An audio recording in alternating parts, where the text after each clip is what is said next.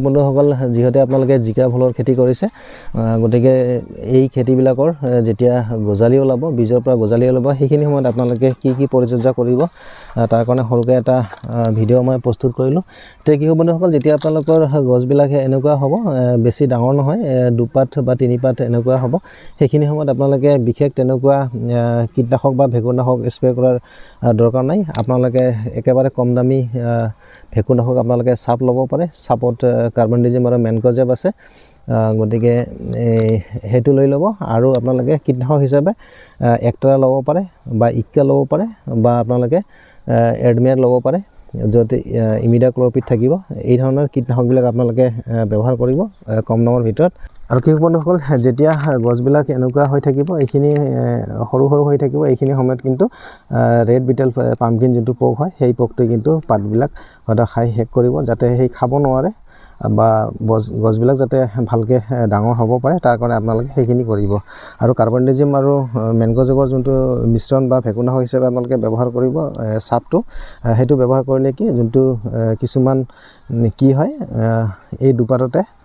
দুপাত তিনিপাতত গুৰি পচি গছজোপা মৰি যায় গতিকে সেইটো নহ'ব গতিকে আপোনালোকে এই চাপ প্ৰতি লিটাৰ পানীত 3 গ্ৰাম মিহলাই আপোনালোকে স্প্ৰে কৰিব পাৰে আৰু যেতিয়া স্প্ৰে কৰিব তেতিয়া এই গুৰিৰ যোনখিনি মাটি হয় আপোনালোকে জিকাই দিব গছজোপাও জিকিব আৰু লগতে গুৰিৰ মাটিখিনি জিকিব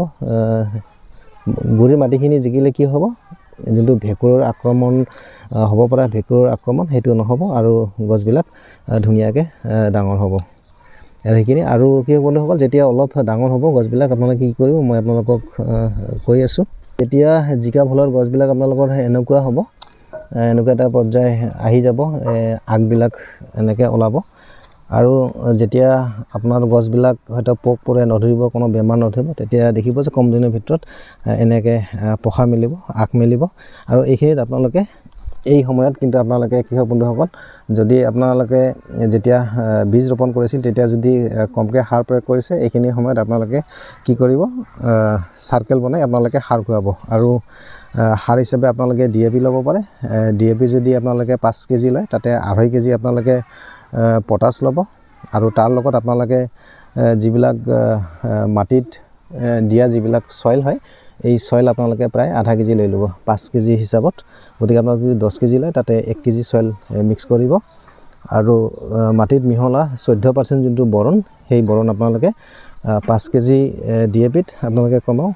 100 গ্ৰামমান বৰণ আপোনালোকে দি দিব তাৰ ফলত কি হ'ব গছবিলাক ধুনীয়াকৈ বাঢ়িব আৰু পৰৱৰ্তী সময়ত গছবিলাক একেবাৰে চিকচিকীয়া হ'ব যিহেতু আপোনালোকে বৰণ দিব আৰু যোনটো সয়েল আপোনালোকে ব্যৱহাৰ কৰিব সাগৰিকা Z++ হওক বা সোনাজাইম গোল্ড হওক তাৰ ফলত পৰৱৰ্তী সময়ত আপোনালোকৰ এই গছবিলাকৰ পৰা কম সময়ৰ ভিতৰত ফুল ফল আহিব আৰু যথেষ্ট ফল বা ফুল ফল পাবলৈ আপোনালোকে সক্ষম হ'ব তে কি হ'ব বন্ধুসকল সৰুকৈ ভিডিঅ' এটা প্ৰস্তুত কৰিলোঁ যে আপোনালোকৰ জিকা বা ভোল বা তিয়হ গছ যেতিয়া আপোনালোকৰ এনেকুৱা হ'ব এইখিনি সময়ত আপোনালোকে কেনেধৰণৰ যত্ন ল'ব গতিকে বিশেষ তেনেকুৱা কীটনাশক বা ভেকুৰনাশক স্প্ৰে কৰি থকাৰ দৰকাৰ নাই